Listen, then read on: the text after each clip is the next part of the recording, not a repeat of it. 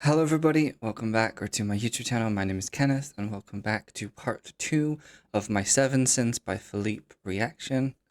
In part 1 we did foes, envy, wrath, and greed.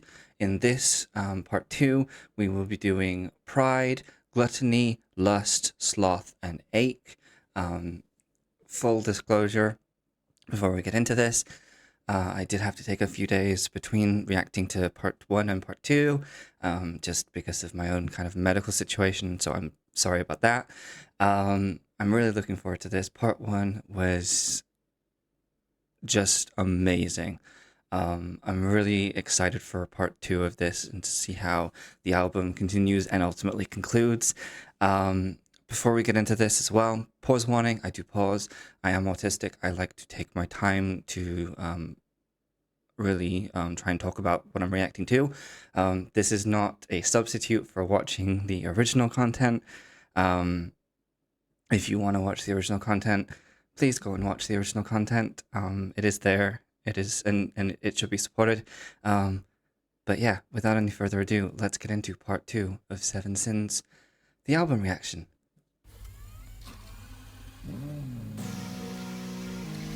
Okay. I'm liking this scent so far.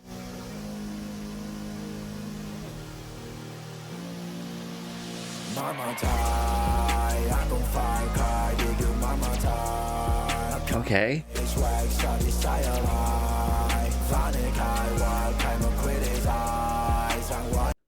I'm loving the way so far we immediately got back into the rhythm of the album that I felt in part 1. I love the way rhythmically so far the way he's combining the Tagalog and the English. It's making it really. The only way I can describe it is it's like he's sliding through the lyrics. He's not stopping for breath or anything like that. Do you know what I mean? It's like everything is smooth.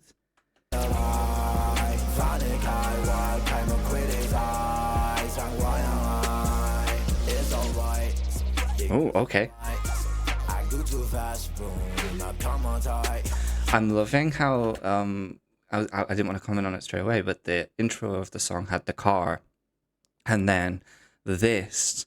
I wonder how many lyrical references we're going to get to cars. Obviously, Pride is one of the 7 Sins, and so it's fitting that it's a title of a song on this album. I wonder how many references, for instance, to cars and money and things we're going to get just purely because of how they're seen as a measure of success and thus can create pride and prideful feelings. Oh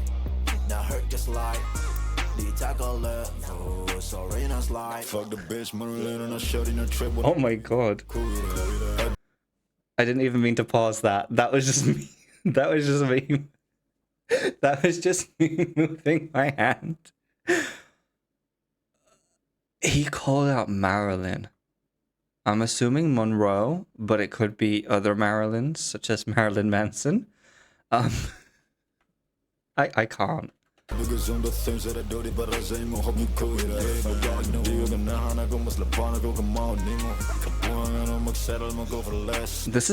is a diss track.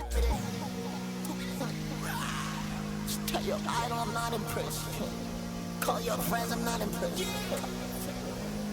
That's a whole nother level shit. Oh my. You might wanna get it.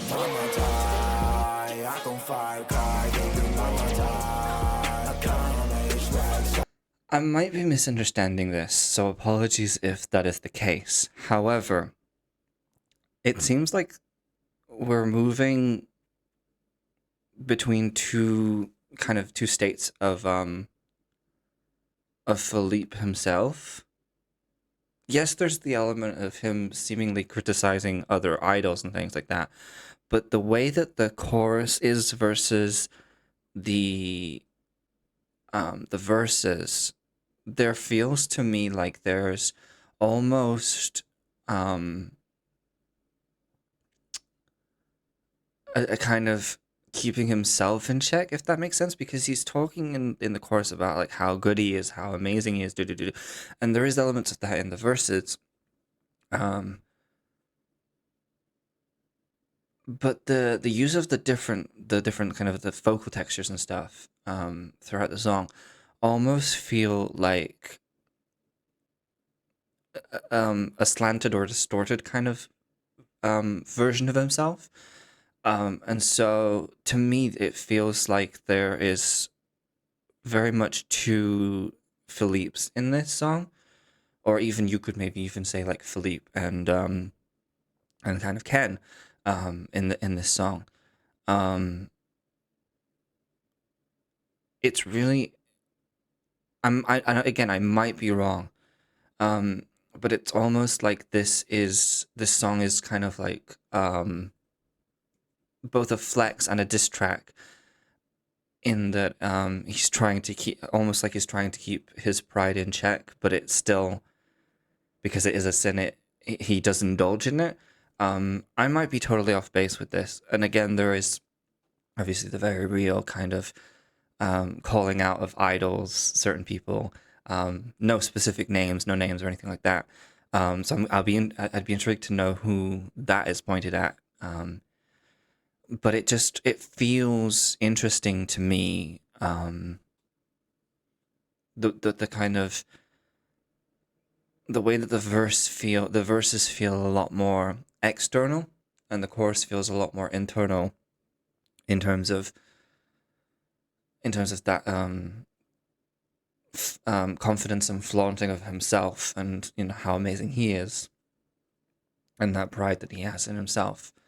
Um, I might be wrong with the other interpretation, but I feel like that's what we're getting.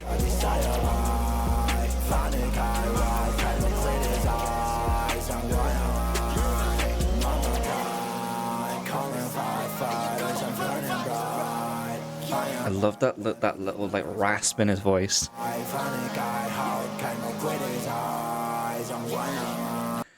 These lame ones are so good at criticizing. Yeah, this is definitely the very fitting for people that just like to hate on people and just really be down on others.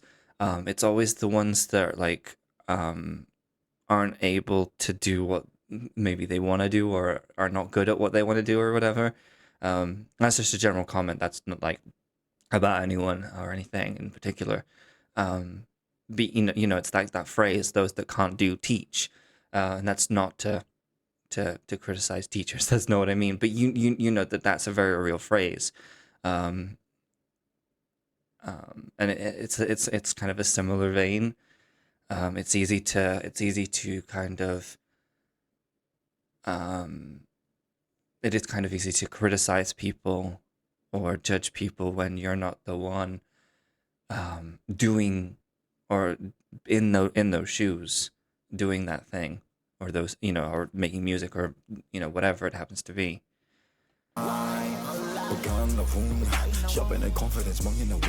Okay. Ooh, I love that rolled R.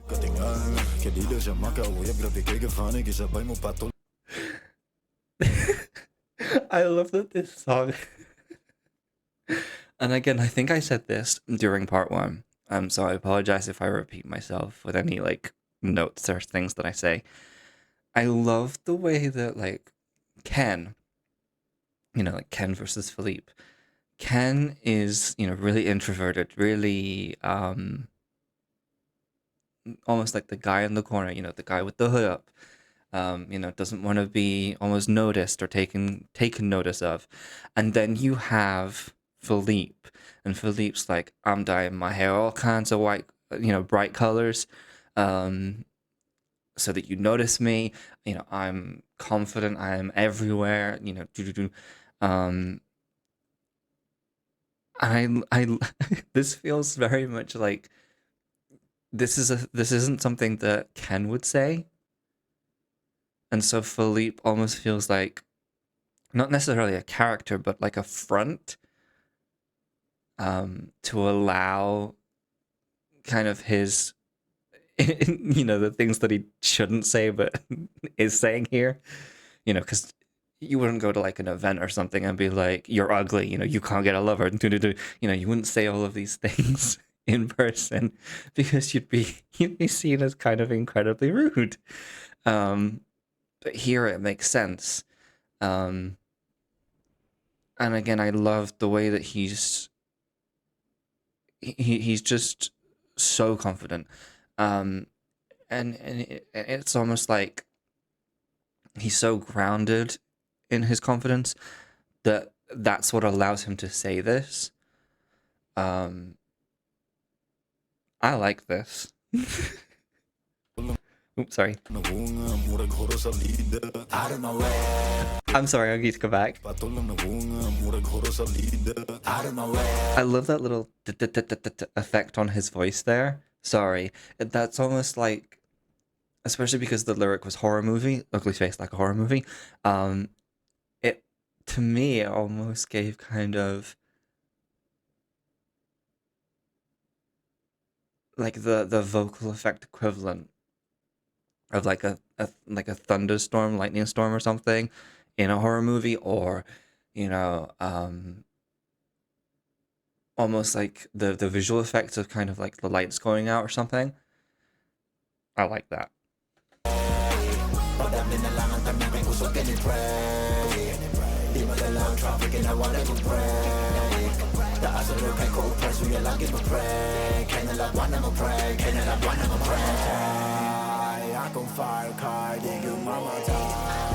That was interesting.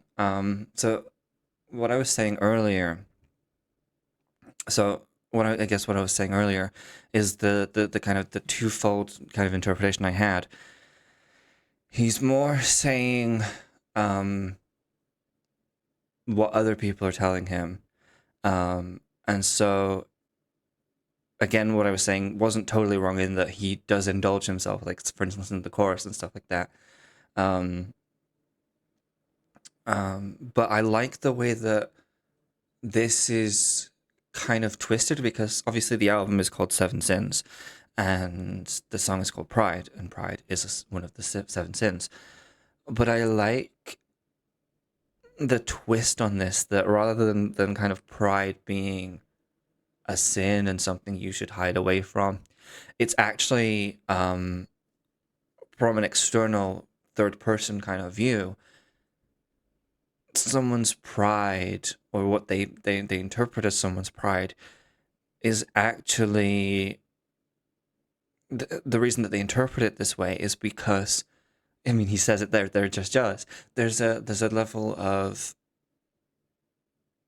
jealousy and maybe even internalized maybe feelings of incompetence or something like that. Because if kind of you're, you know, the people that like hate and make hour long whatever videos on like hating people and, you know, blog posts and all that jazz, if they had something better to do, surely they would be doing it.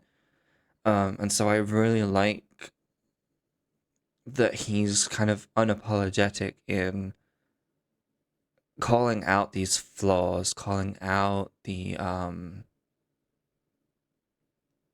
you know, the feelings of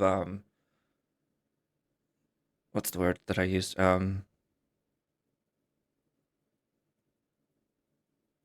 feelings of not being able to kind of do maybe what they want to be able to do, and so on and so forth. I really like this because it's formulated, because as I said earlier, it's formulated as a diss track, and it is, because it's literally saying to these people, get your house in order, and then we can talk about you know, then we can talk about if I'm too prideful.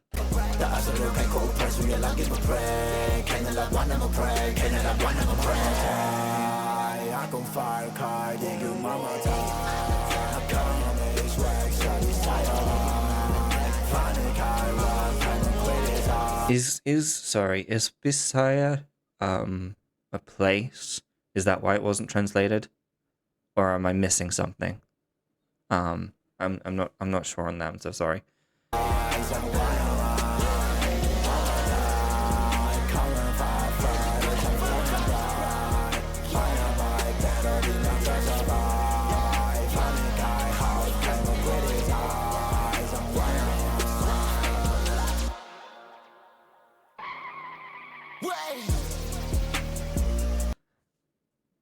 I thought that this, I know the song only has a little bit to go, but I thought it was done. And then for him to be like, wait, hang on. Okay, I'm going back. I'm going back. Because I thought this was the end.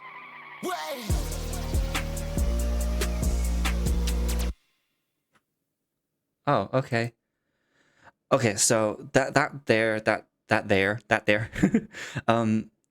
I like the way that they bookend the song with the car sound effect, to a degree. Obviously, it's not fully bookended because the song ends with the kind of the weight and the, you know. But I like the way that it starts with.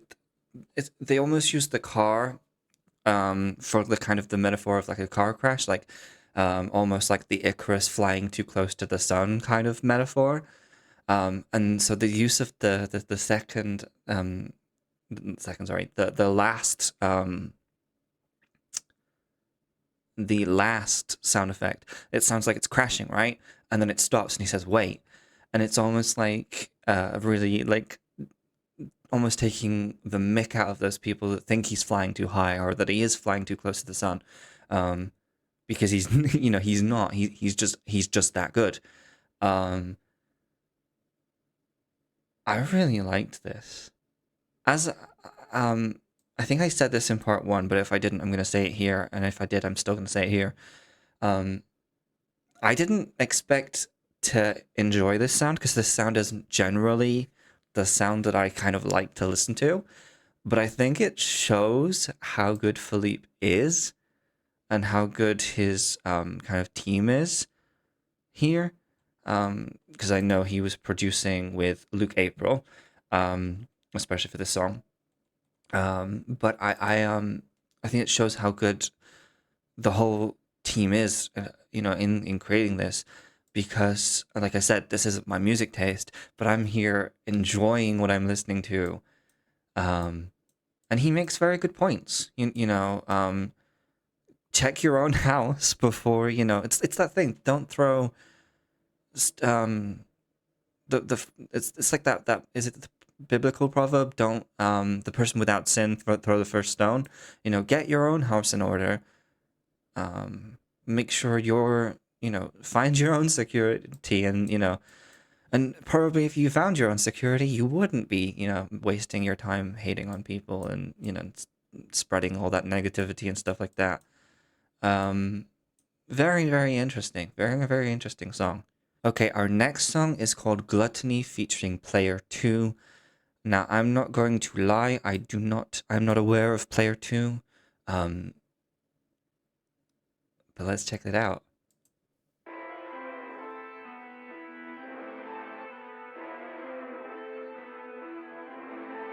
It's almost giving, this intro is almost giving like TV villain vibes.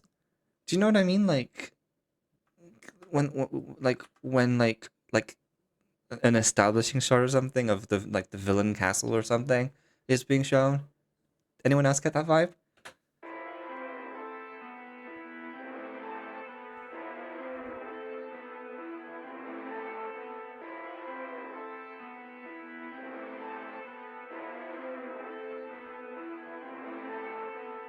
Can I give it all it? I would love the pain, blocking your thoughts solid. Your life is mechanics, pain, blaming yourself on me. Now you get addicted, can I get out of you stuck in the shit? Like in eternity. So this is almost like a follow-up to Pride so far, right?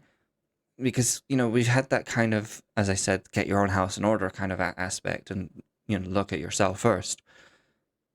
But now it's like he's talking about the kind of the consequences for that person.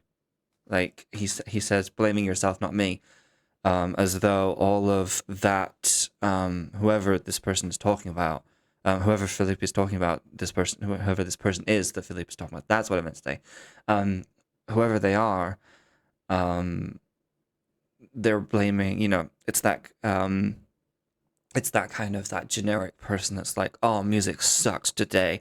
Oh, you know, so and so ruined music today. You know, that aspect. And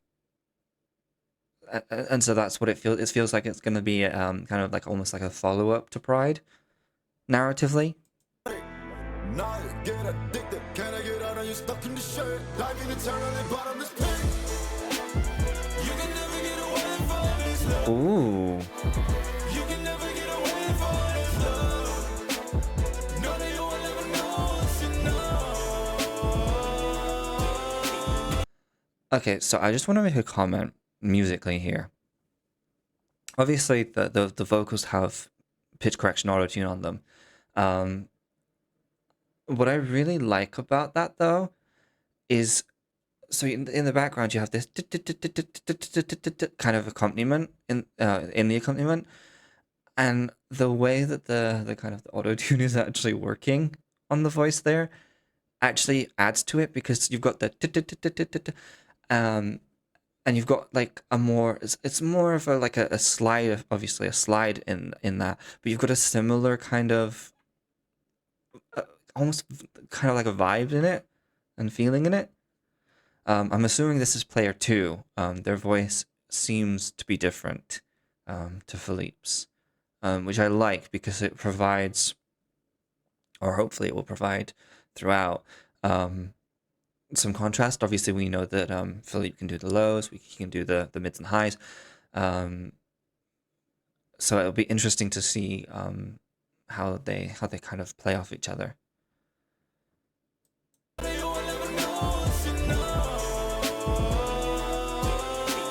I like that.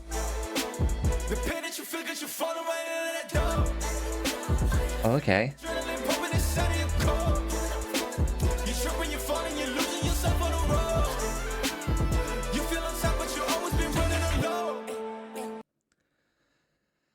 In the first verse, there was elements of, I think it fit because it was Felip, talking about art, and, you know, talking about canvases, and there was almost like a kind of, this is going to sound nerdy, a lexical field. anyone do English language? But there were lexical items relating to canvases and art and that kind of thing.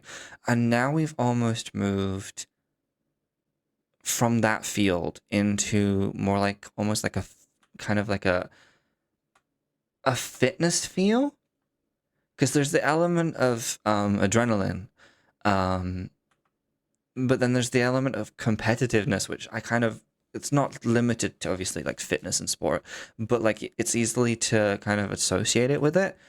And then,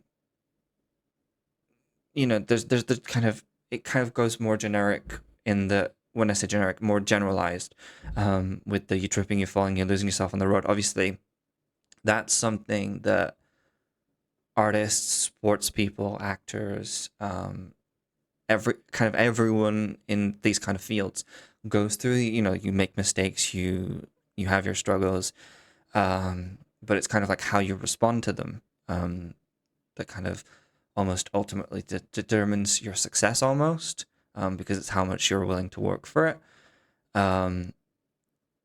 I'm gonna assume the next line is gonna be something kind of like saying that you're not doing that. You know, you're not kind of pushing yourself or whatever, or, you know, because he's, or maybe not. I don't know. Let's carry on.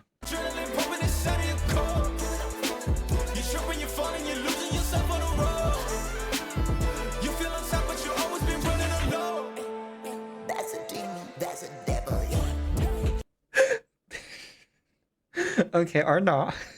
I love the way that Felip does this with his voice. You know, he In my head, when I hear that, I almost hear like him hunched over by the mic going, "That's a demon, that's a devil." Being really like playing into the kind of the performance almost. He has a really good control over his voice and ability in using his voice to be able to do that. But it always throws me off guard.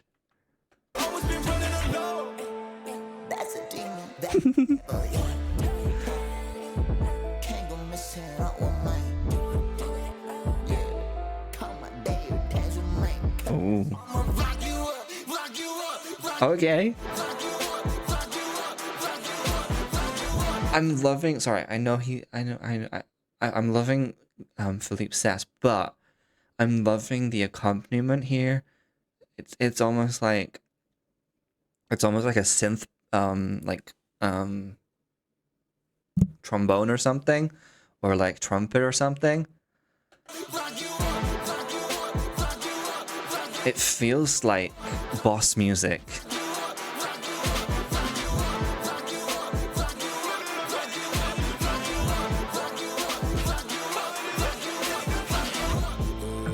Ooh.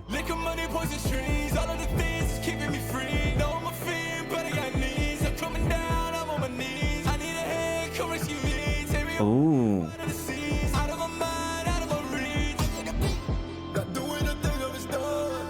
I'm sorry, I just want to talk about this. So, I said in the last song that there was kind of an element of like him turning pride as a bad thing, as a sin on its head. In here, we've kind of, it felt like we started with that same mentality, but then, and I think it's player 2, here being kind of almost like returning it to its, gluttony to its kind of meaning of a sin, and he's almost saying like he's gotten too, because of the liquor, money, poison, trees, it's almost like he's gotten too much, and he has eaten too much. Eaten being a metaphor here. He's gotten too big for his boots. He's gotten, and there's an element of reaching out. He's on his knees. He's coming down. He's coming down from that high. And as a follow-up to Pride, it's almost like, yeah, he's coming down from that high. But it's interesting that he's not only reaching out, but here he says, "Take me far away to the seas." Obviously, there's kind of the idea of almost like when you think about like treasure and gold and stuff like that, that gets pirates take that on their ships, and they drown, and the ship drowns, and their treasures get lost to the bottom of the sea. And there's maybe that element of the only escape is to take them away to the seas and almost leave all of those material things away. Let them fall into the bottom of the sea where no one can get them. It's interesting. I Got a Bean feels like a Jack and the Beanstalk reference, maybe. Ooh. I love that line. I'm sorry, I love that line. I'm just a man, and I know that I'm flawed. I love that, despite this confident front, this bravado, he is self-aware. He's not just doing the front to for the purpose of doing the front and looking a certain way. It is almost like a protective mechanism for him, because he knows that when he's by himself, or that he's away from the limelight or whatever, he is just a man. And it's interesting when you think about that contrast to Pride. It's a beautiful contrast, but the same man that made Pride made this. Do you know what I mean? It's I love it.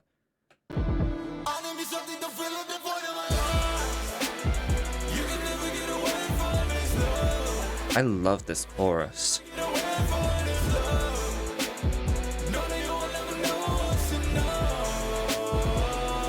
And I love that little rising note there.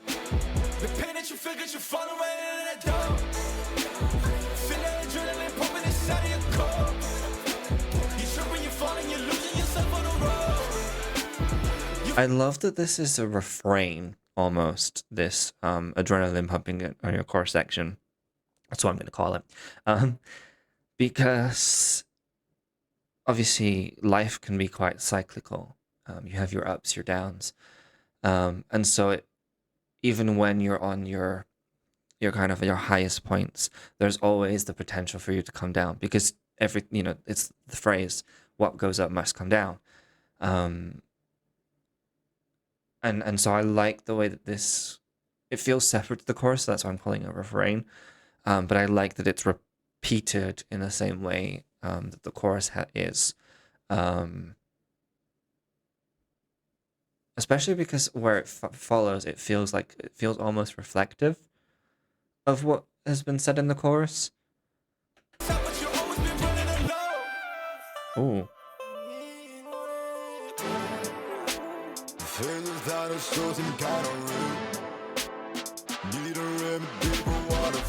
I love his voice. I can't.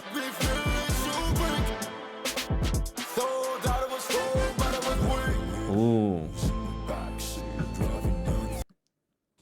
I can't with the way that, like, you think he's gone low and then he's... I can't. Shut up.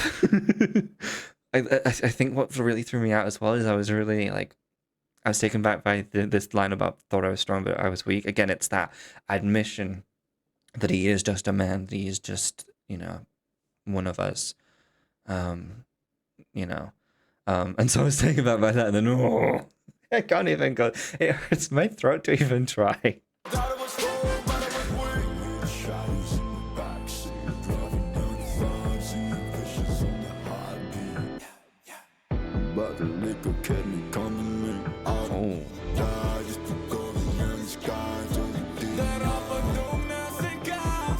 Sorry, I'm gonna come back to this part. So this has taken to me a darker turn than the kind of the beginning. So we've gone from obviously the real vulnerability that he was feeling. There's an element of, like thrill seeking to the song, chasing that high. And he talks about like how he doesn't need to die to do that, that adrenaline junkie almost kind of feeling. But there's also a darker element to that like, and obviously I'm only speculating. I don't know Felip personally. I don't know PLAYERTWO personally. But there's a darker kind of element to it where it makes me think, like, what has he been doing, beyond just these, these almost these worldly things, like drinking too much or whatever. What has he been doing that has then led him to, to drinking, or, because he talks about not needing to die because he has, he has alcohol. But then again, with the title being gluttony, it's like, if you take too much or if you drink too much, that becomes a risk. It's very interesting.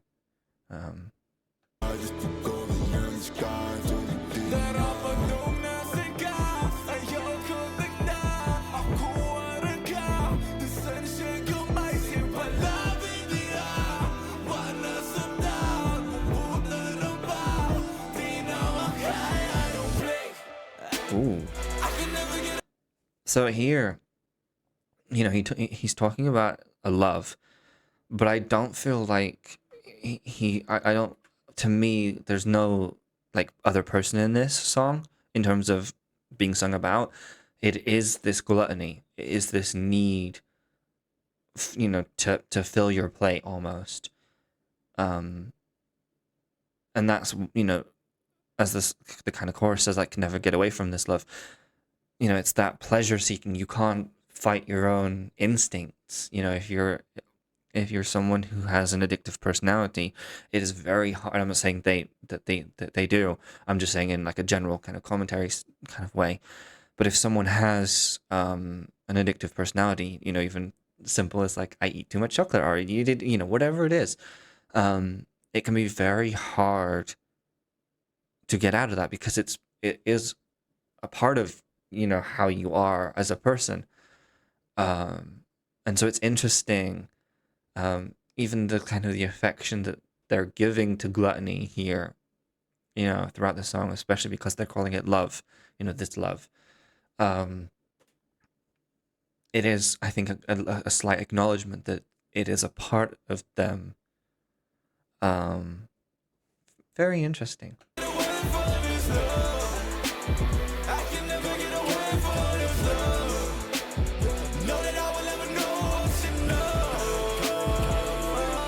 I love that there's background vocals here as well.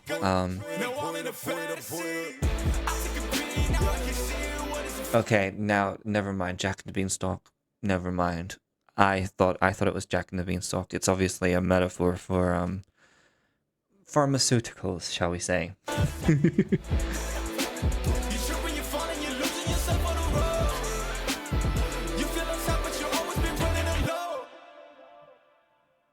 Yeah, I love that line as well.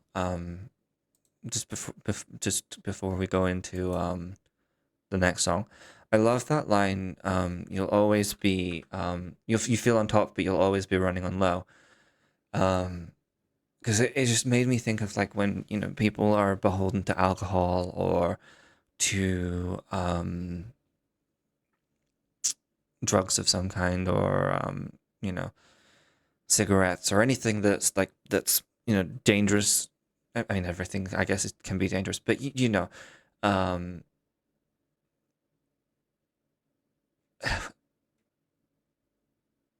that feeling when you feel so high and you know, you're chasing these highs, but then the other people around you actually look at you and go, "Oh, he's struggling. They're struggling." You know, oh, they're, you know, they're going through something.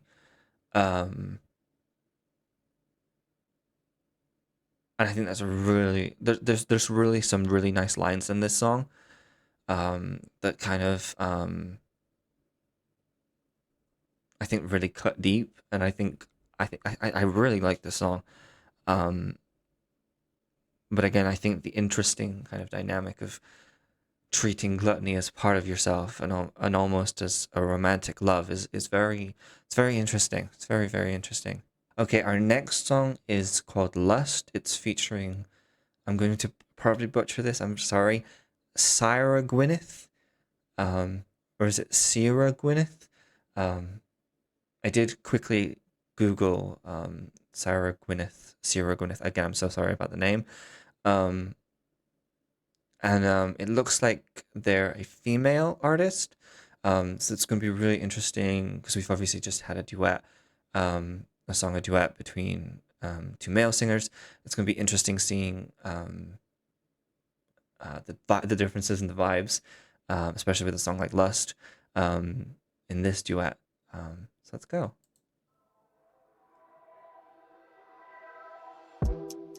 Oh, my first I know I'm already pausing, but my first thought when that sound came in, perfume ad. And that's not a bad thing, because obviously the intention of like perfume and perfume ads is sensuality, sexuality, you know, it's making yourself appealing to other people. But that just the sound, that was my first thought. And again, I wanted to make sure, make clear, not a bad thing. I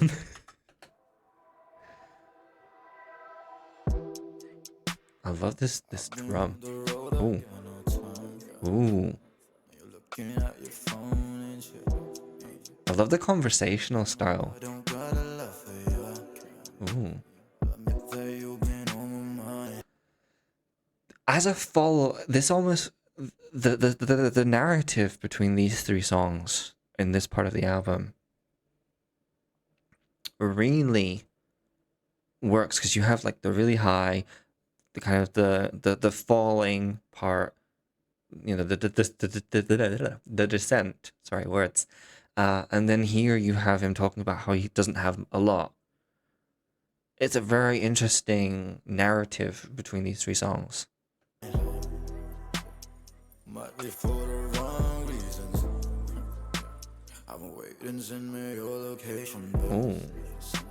No worries, no need to be afraid. Should've learned, say, should've been satisfied. I love I love we all knew what he was talking about, right? But then for him to say that, I love that we got back a little bit of, because we had a little bit of like hopelessness, like I haven't got much, you know, to give you. But then we flip it here and like, no matter how much I have, I can, you know, I'll leave you satisfied. You know, I love that we have that little bit of confidence coming back in. I like the strings. The strings are really sexy. Oh. He really said that. Ooh, hang on, sorry. I love the ad-libs in the background.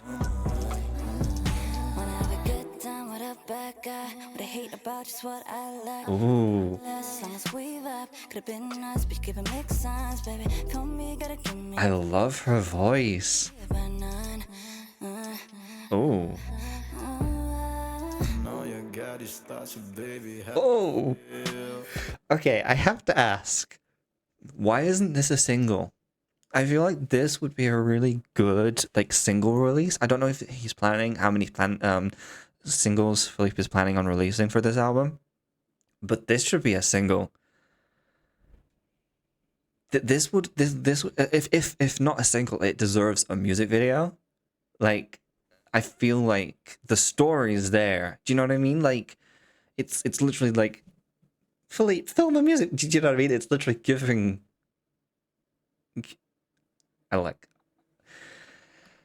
Yeah, I really like her voice. One of the lyrics I really liked in Cyra Gwyneth's part. Sorry again, I'm not sure on the pronunciation. But one of the parts that I liked is that she said something that was like, the parts I hate are the parts I like, or something like that.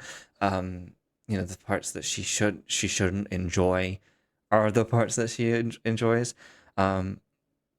Obviously, lust again is another sin, and I really enjoy their way of using that as like, gives like a kind of like a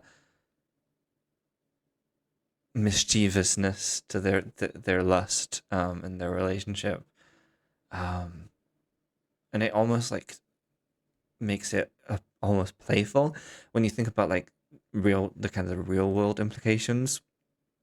It might not be as playful, you know, in this hypothetical kind of relationship, but in the song it feels very playful.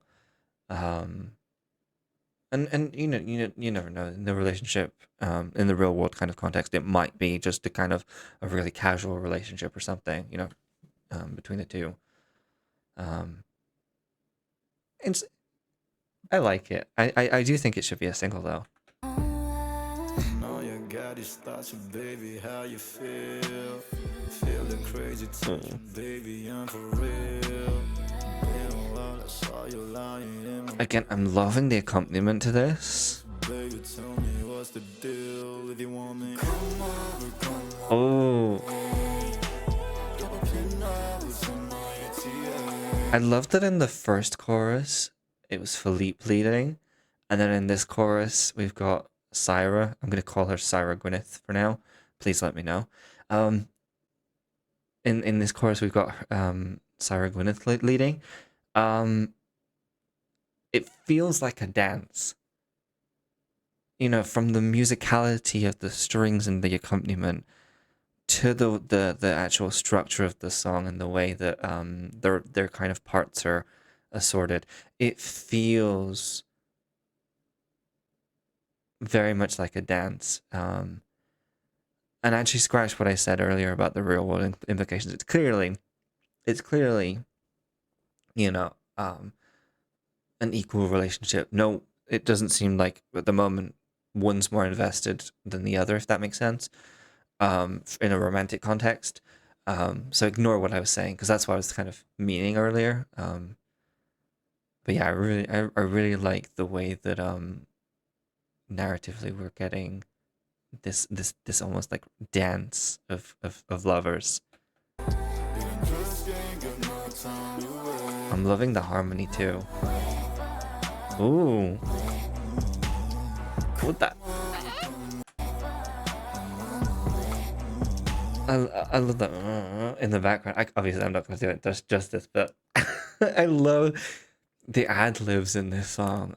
I'm someone who really enjoys like listening to like the almost like the hidden vocals or the vocals that are not meant to be like at the forefront, and ad libs obviously are a part of that. I love the ad libs in this song.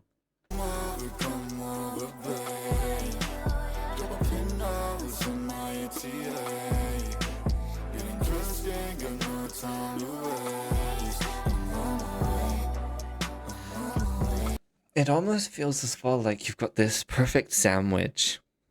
You've got like Cyra Gwynth kind of being the softer high tones, and then you've got the Felip low tones like as like the sandwich, and then the accompaniment almost feels sandwiched between, and it all just works. It all just works really beautifully.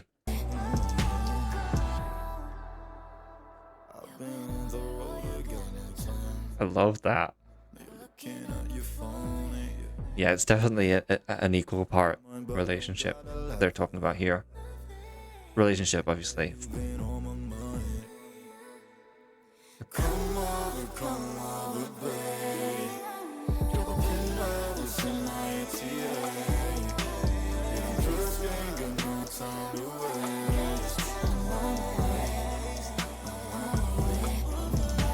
Ooh, there's like a vocal in the right there. I love when producers play with space, like virtual 3D space within like headphones and stuff, because you have like the main part of the song kind of centered, but then you have it's the interesting panning. It really creates musical interest, and allows for different like effects and different variations that keep the song going in different ways and kind of keeping it fresh and not stale or anything like that. Do you know what I mean? Yeah, I really love panning. The panning. Ooh. And that little run.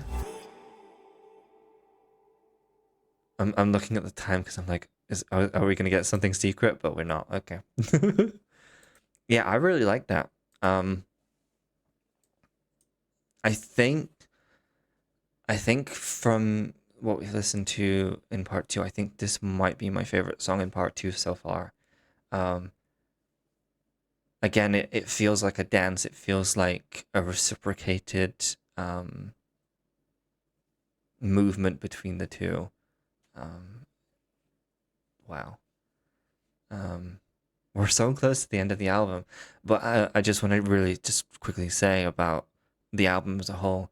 I love how cohesive it is, and it feels like like you can tell the narrative throughout.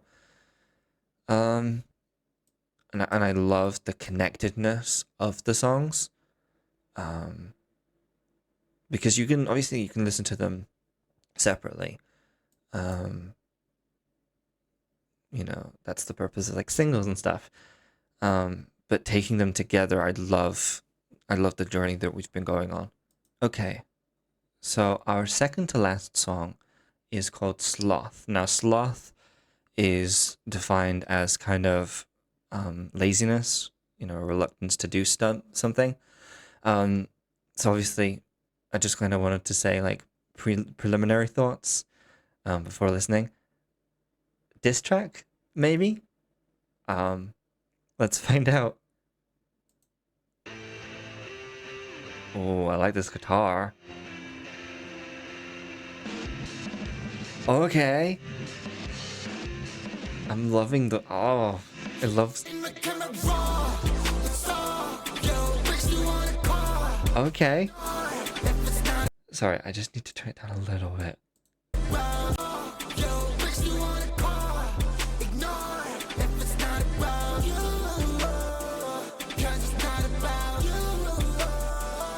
Okay, so already the song's clearly about someone, which perfect follow-up for Lust.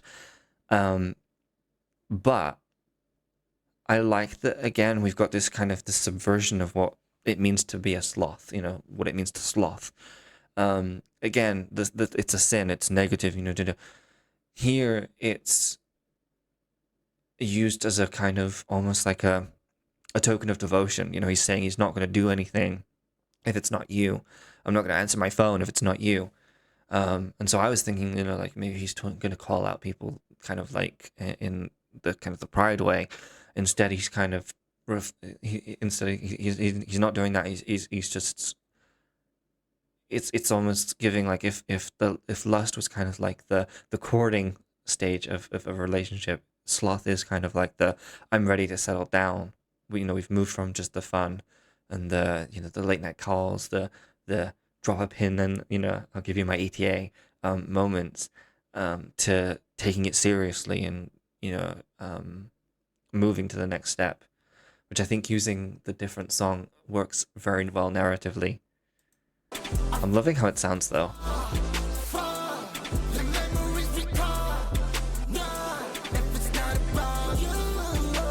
Ooh. That's an earworm already. Ooh. When you contrast that with gluttony, him stating that he doesn't want to die and he doesn't want them to die, I love the growth. I'm gonna say the Felip character, because obviously I'm talking about it, the album in terms of like a narrative structure, like a story. I'm loving the fact that he's grown into a place here, as a character, where he feels so secure in this relationship. That those kind of moments that he is having in gluttony, where he was, reaching for the bottle, spending all his money, whatever. That doesn't seem to be as big of an issue for him anymore. And it's almost like, because he referred to gluttony as his love, this love, in gluttony. It's a very interesting progression going from that internalized love of something kind of dark and toxic, potentially toxic, to a love that is now externalized and is to something hopefully positive, assumedly positive. I like this. I think this and Lust might be my favorite songs. Maybe. At least from part 2. Just from how Sloth is sounding so far.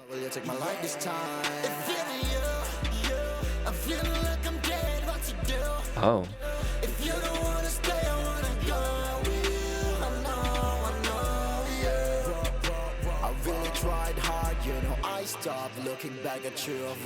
Ooh, okay.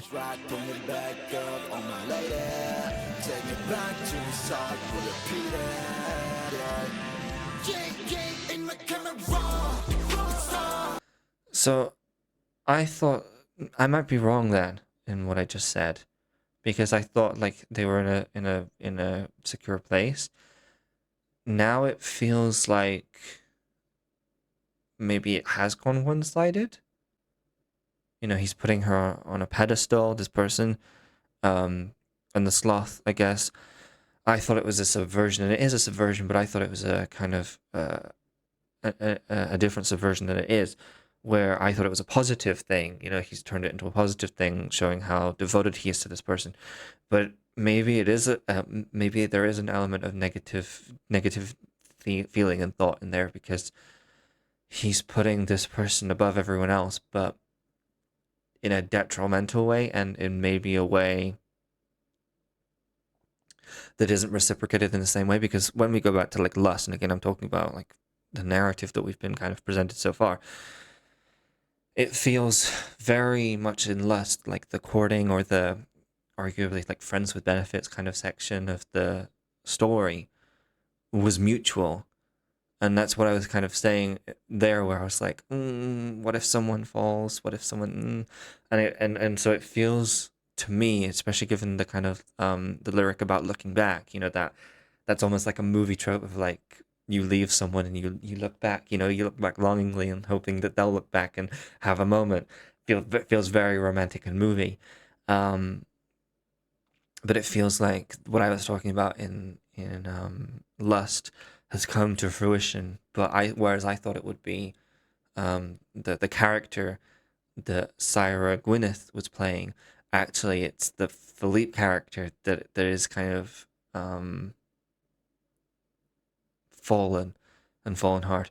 And maybe, I don't know, we've still got obviously a song to come, though the title does not give me hope for the relationship. Because I think it's called Ache. This song following on from Lust, we've gotten that fall again. Felip's character has fallen again, but he's replaced. Because I said it, I thought it's really healthy, like almost like he's replaced a toxic for something healthier. But then there's almost that element again of the gluttony aspect, where if it is a negative kind of pedestaling and there's not that mutual kind of moving forward in the relationship, then it almost goes back to how he was in gluttony, which is very, very sad, if it is that. Because as I said, the kind of the gluttony relationship, the metaphor, was quite toxic. It could be seen as quite toxic. And so if he's going back into that, that's kind of what I was meaning when I was saying, it's a part of you. You can't easily change your nature. And so if he's fallen back into it, it's almost like his nature has reasserted itself. Again, I'm talking about this as a character, kind of. I'm not suggesting anything about Felip as a person. I'm liking how this sounds, though.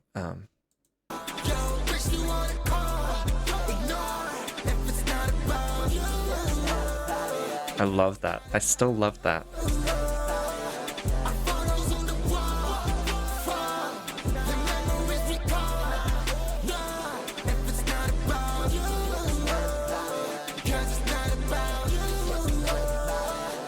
I just want to talk about the contrast there. Posters on the wall, memories recall. First of all, lovely rhyme, but it's a very interesting line, because again, poster on the wall seems to refer to this person that he's in love with. Memories recall feels like you could attribute it to the person that he's talking about in the song, but at the same time, to me it feels more like friends, family, everyone else, and it's this contrast where he's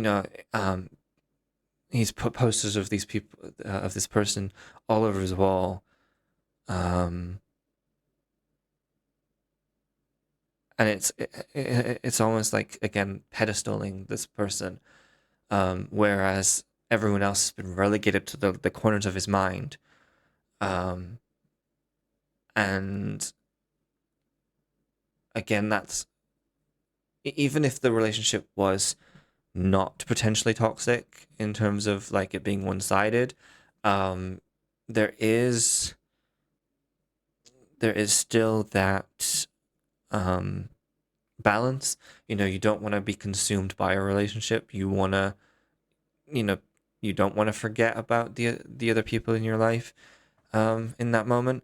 But again, the poster again, it's that physical and material metaphor versus a more abstract. You can't see a memory, you know, tangibly. You know, you can see it in your head, but you can't touch it. You can't. It doesn't have a material worth as such. And so it's a very clever line, but it's also a very sad line when you contextualize it with gluttony. I think personally. Oh, I love that. I love that almost broken beat that you had there. Like it comes in and goes out, like, you know, that drum beat a little bit.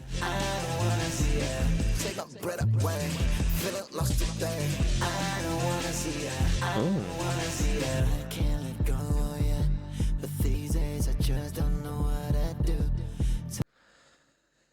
So it is exactly kind of like what I was saying. It's become an addiction, basically, for him. He's for when everything else. He's doing everything to see this person, and kind of have them feature heavily in his life, at the expense of everything else. But here we've got this realization of that, and that's there's again that element of self-awareness that we've seen in other songs, where he knows that this is maybe harmful to him, emotionally and mentally, but you know, he says he's hoping that this person's coming back. You know, he's reaching out here, asking them to tell him that. But I think self-awareness is one thing, but being able to actually act on it, whether it's because you don't have the resources to act on it, or the support to act on it, just like any kind of addiction, you need the resources and the support. And I imagine in this situation, because of how he's been, maybe in this, and again, I'm talking about the character, maybe the character of Felip has pushed kind of everyone else away to the point where even if he asked, they might not. Do you know what I mean? Tell me that you're coming back. You're all that I have. Tell me that you're thinking about me too. Again, we've got, and I didn't even say this earlier, the deliberate use of camera roll.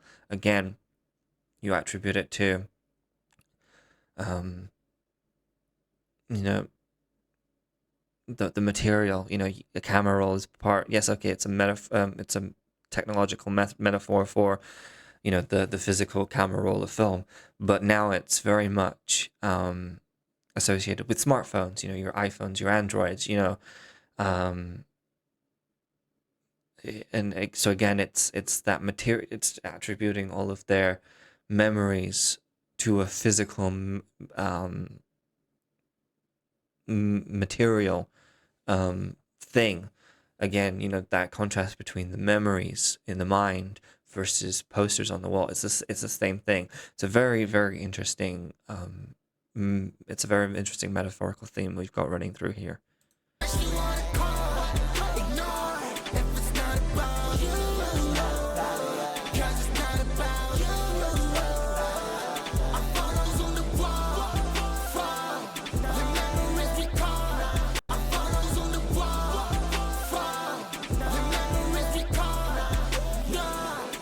Okay, so here it feels like, so we've got that self-awareness coming back.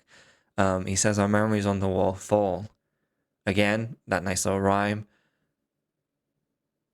But again, it's that that materialisticness. But I like the way that here the material and the immaterial, more abstract metaphor of thought versus the photos is becoming a lot closer, because before you could interpret the lyric as material being referring to the relationship, and the abstract referring to everyone else outside of that relationship. Whereas now that is much closer, because he's saying no to both. You know, that the fall, you know, it's not just the fact that obviously when it falls it probably breaks, and so there's the destructive aspect, but it's the idea of when something falls, it's because it can't be held up or it can't be supported anymore. And so it's almost like internally for him, his realization of that is maybe starting to unwind that kind of addictive personality towards him. And again, I'm just basing that, obviously no medical assumptions here. I'm basing that on the character and the narrative we've kind of gotten of Felip through these songs. And I'm not making a judgment or anything about him. But that just feels like it's unwinding those urges and love that he has for this person. And I'm not saying it's fully unwinding it, but it feels like it's starting to.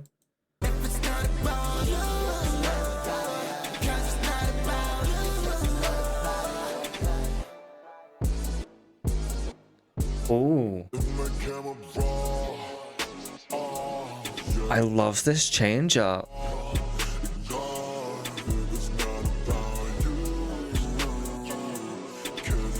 Again, even musically, we've got this physical metaphor.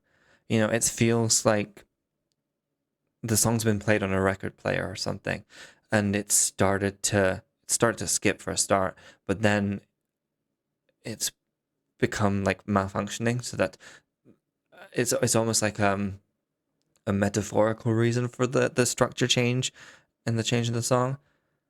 I like this though.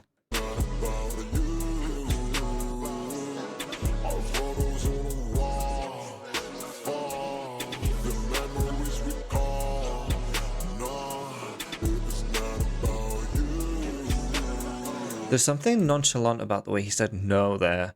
It was more like, no, and then like move on kind of thing. I had to kind of do that to make the kind of similar sound there, sorry. But it felt like almost like a tiredness.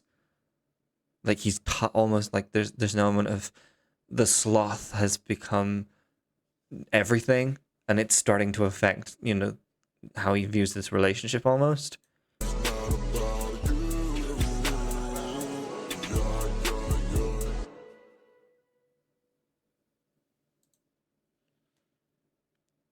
Okay, I think that might be my favorite song of the listen so far. I'm not going to rank these at the end, because I think the album is really good. And obviously we still got one song left to go. I think musically, I think I loved this song musically the most as well. I loved the way he explored this kind of sloth sin in the song. And again, especially with the kind of the overarching narrative that we've got with the album as a whole. It's very interesting. Again, it's very clever. I can't believe we've only got one song left. Okay, so we have here the last song on the album, Ache. And as I said in the reaction to the last song, I don't imagine that this is going to be a happy ending. Let's go. I'm going to say this now. I'm pausing. I'm going to start again. If this song makes me cry, Felip, I'm going to be very, very, very angry. No, I'm not really. But please don't make me cry. It's really... Please don't. I'm worried because of how somber and soft the piano sounded, okay? Okay? Okay, let's go.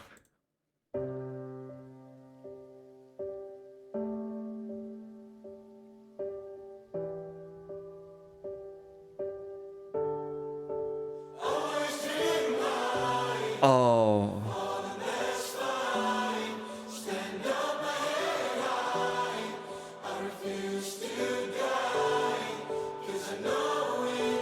I have to pause. I'm so sorry. I'm gonna cry, aren't I? I can already feel myself welling up just hearing the choral kind of vocals here. There's like a choral chorus line. I swear to God, if you make me cry. I'm gonna assume that this song then is actually going to be quite a lot more positive than I thought. It's gonna, so far lyrically, it feels like it's gonna be a kind of thing of, yes, I'm going to be in pain, yes, I'm gonna suffer kind of thing, but it's going to be worth it. You know, I'm assuming this line is gonna finish because in time it's gonna be all right or something like that. You know what I mean? Um, Please don't make me cry.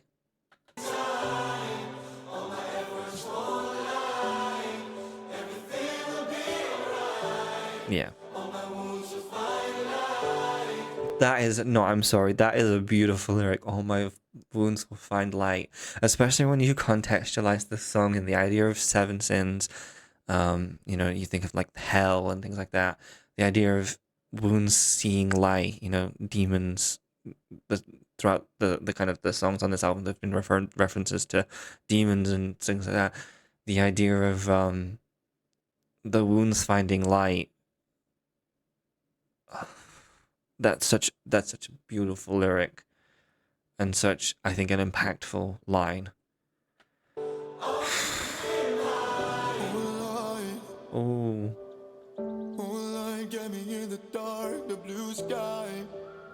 The kind of the pain in his voice. The words not enough, don't die.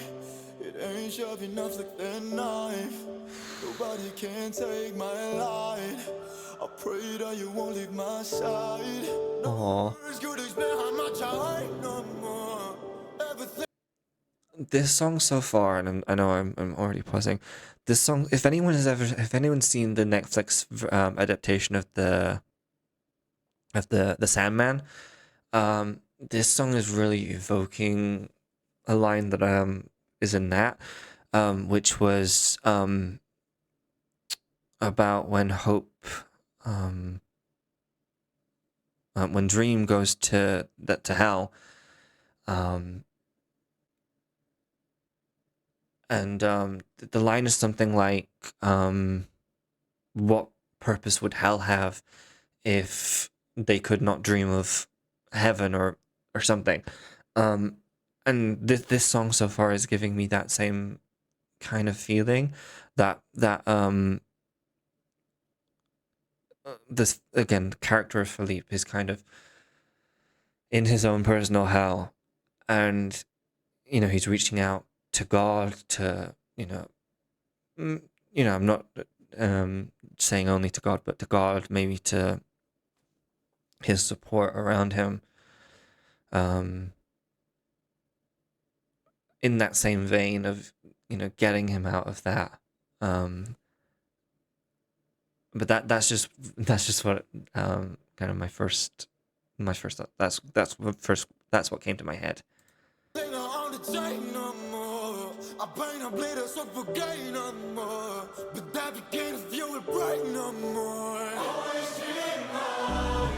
This chorus is beautiful. I love this. I'm loving the instrumentation. Sorry, I lent in there to... Ooh. I love the lyrics in this song.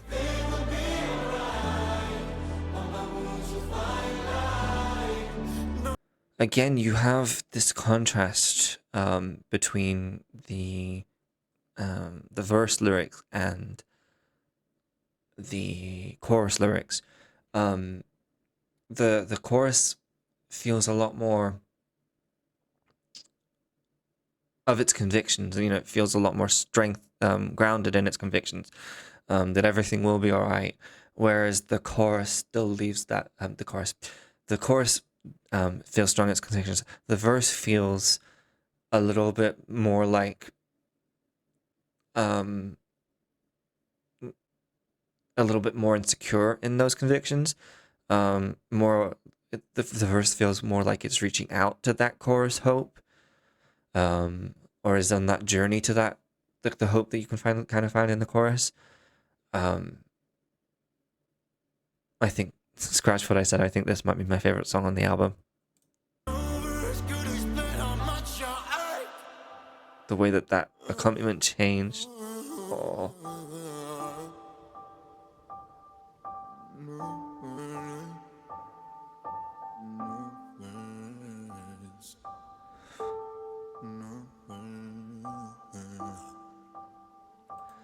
What I really like about that mumble kind of ad-lib there is we've gone from the kind of the higher energy rap lines of this album, where there were some like mumble raps, or he was, you know, so smoothly rapping that it was almost like he was mumbling, if that makes sense, as a form of confidence.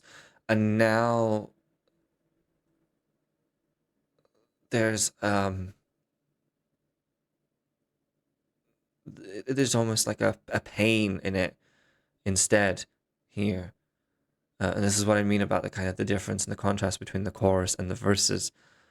Also note that the choruses are choral.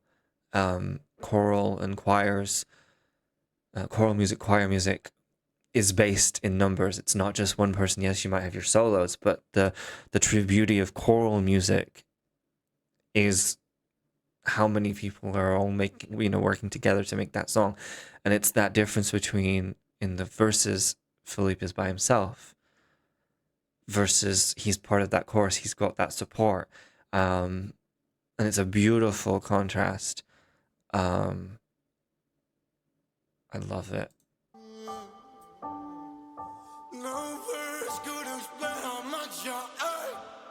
You can feel it.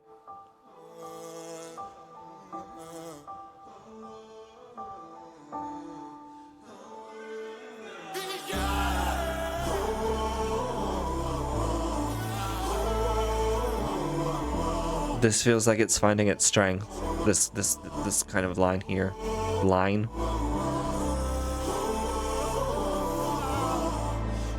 I love how everything is, it's kind of building in.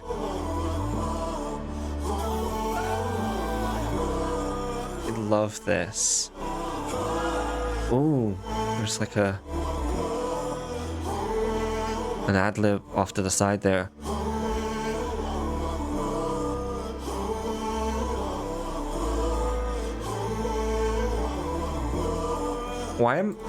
Tell me why I'm about to cry at this part. Well, I can tell you why. There's such a beauty in this part. Like, he's not saying anything, but it's just the way that all of these layers are coming together. And there is kind of like a hopefulness in it. And I think these are happy tears because it's a hopeful kind of crying. It's too late now. I've bleeding done it. Sorry, I had to make some comedy there. I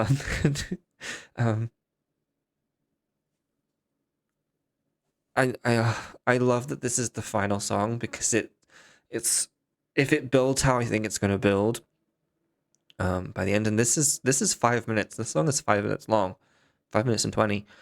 If this song builds how I think it's gonna build, I think it creates a lovely open end for more stories and, you know, future albums and stuff. But it leaves us open-ended, but in I think a stronger place emotionally and narratively, for the character of Felip.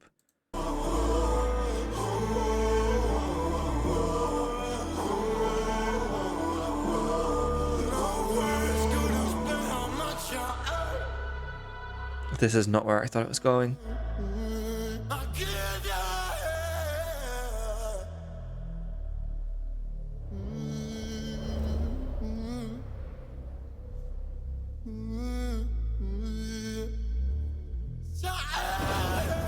I love the use of the weather sound effects.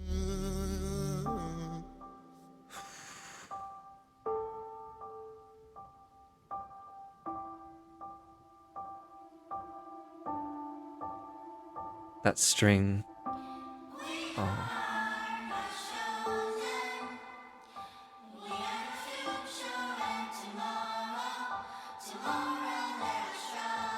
I love that I love that he chose, I'm assuming they're children. Either that or someone in the studio is doing a very good, people in the studio are doing a very good job.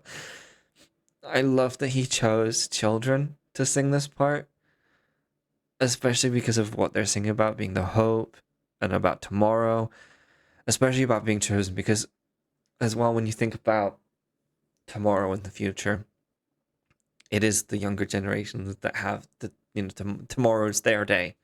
But again, I love that you've got this choral element. It's not just one person. And again, it's about finding your people, in that, that are able to help you through these aches, through these struggles. Felip, man.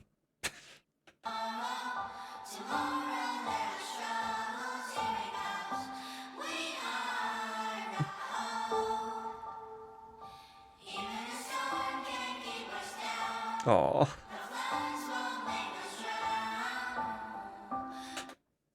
I love when you think about, I think it was part 1, there was lyrics about natural disasters and stuff like that. And I love that the way that he's still able to weave lyrically that theme into this song, both with the kind of the storm sound effects and also lyrically weaving it in.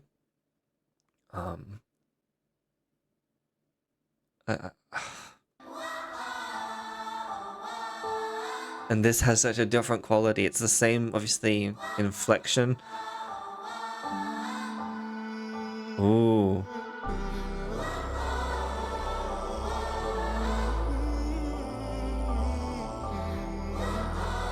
This is beautiful.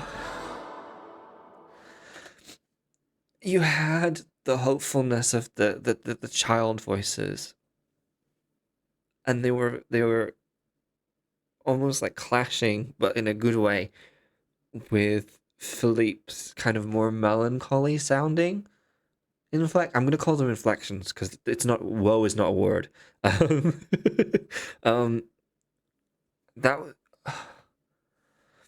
I need to hear that again, because that has such a different effect than the first time.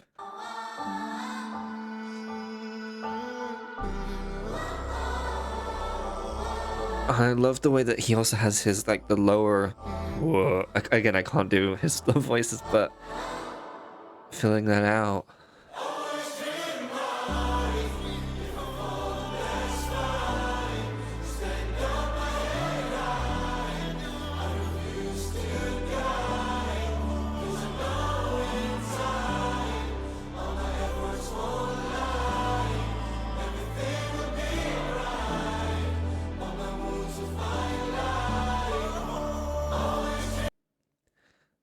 I love that there's such a warmth to the chorus and the choral parts in this song.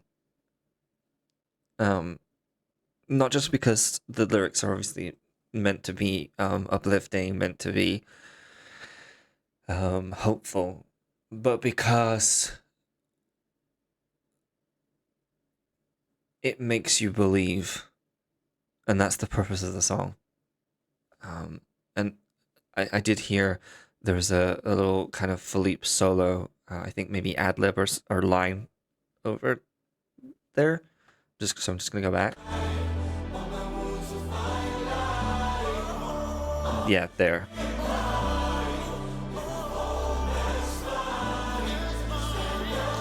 I like the way that this sounds here, because you can still hear him, but it's almost like the hopelessness in his voice is almost being drowned out by the hopefulness of the chorus, of the choral part. It's a beautiful contrast.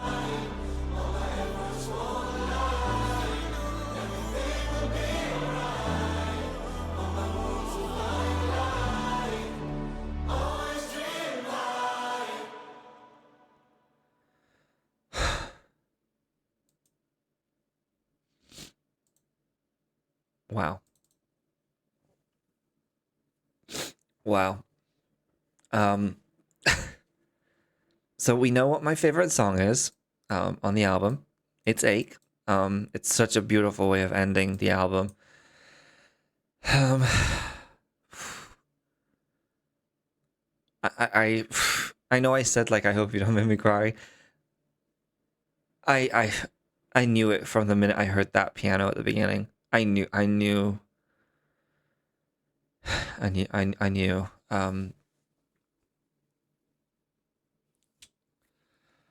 This album, I don't even know where to begin. This album was amazing. I loved the narrative of this album, and I love that as a body of work. You know, taken both in parts, you know, as individual songs, and taken as a whole story. You know, kind of, and collectively together. Um, it's so amazing. I think I think Felip is something really special in music. Um, the way he's able to traverse and mix and use different genres, different themes, the way he's able to create a narrative, is something that I admit I don't see a lot of.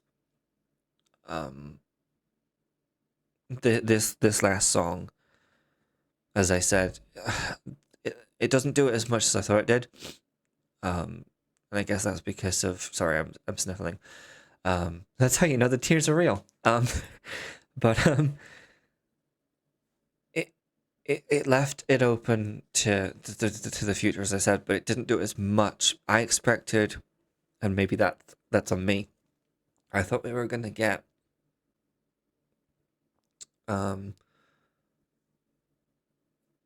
almost like a louder and louder kind of song.